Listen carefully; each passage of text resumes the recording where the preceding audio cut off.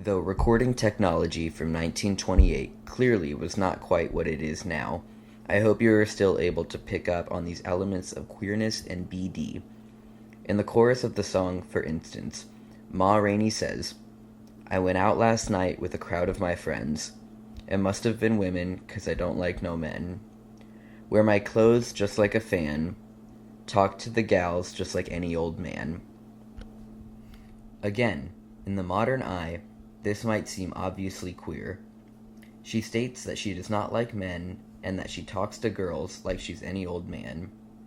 In other parts of the song, she references wearing a collar and tie, traditionally masculine attire that could certainly be an indicator of a queer identity in the shadows.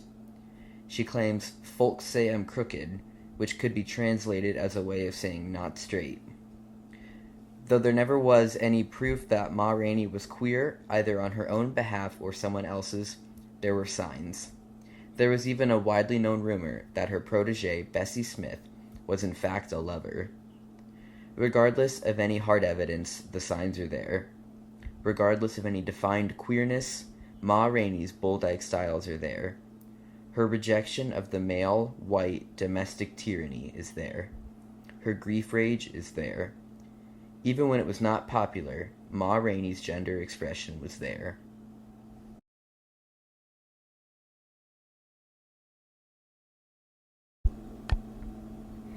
Up next in our exploration is Gladys Bentley. Bentley was born in Philadelphia, Pennsylvania in 1907. At the age of 16, she packed her bags and moved to Harlem to start her career. Her performances were captivating, entertaining, and drew crowds. She was incredibly talented as a singer and a piano player, but her often risque performances would even venture into comedy. Unlike Ma Rainey, who was a bit more subtle in her expressions of queerness, Bentley was more open about her identity as a queer person. Arguably, what Gladys Bentley was doing was an early form of drag and queer world building.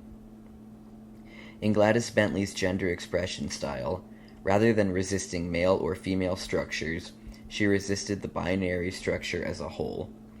She often mixed gendered clothing like suit coats and skirts, in addition to wearing makeup.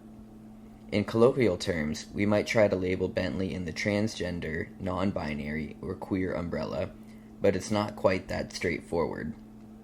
James F. Wilson, in his book Bull Daggers, Pansies, and Chocolate Babies, explains this as an exertion of black female masculinity that blurred the lines between masculine and feminine. It was a resistance of labels and the gender binary. When many queer people were hiding their sexuality from the outside world, Gladys Bentley was openly flirting with women and is even reported to have married a white woman in a civil ceremony, only legal under the guise of a masculinized version of their name. In keeping with modern understandings of drag, Bentley adorned her classic white suit, top hat, and slicked back hair, and performed a variety of songs, including blues standards, as well as provocative parodies of popular songs for both white and black audiences. Few, if any, records or recordings of Bentley's more raunchy lyrics exist today. Even aside from raunchy, there is little evidence of lyrics alluding to the resistance of gender, race, and/or domestic structures. Record companies were not quite as fond of the provocativeness that Bentley exuded in the speakeasies and clubs she performed at in Harlem. Rather, the recordings that do exist are of tamer and more standard blues songs that are more palatable for the mainstream crowds.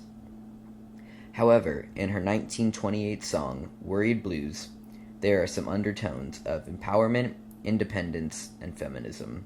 Let's give it a listen.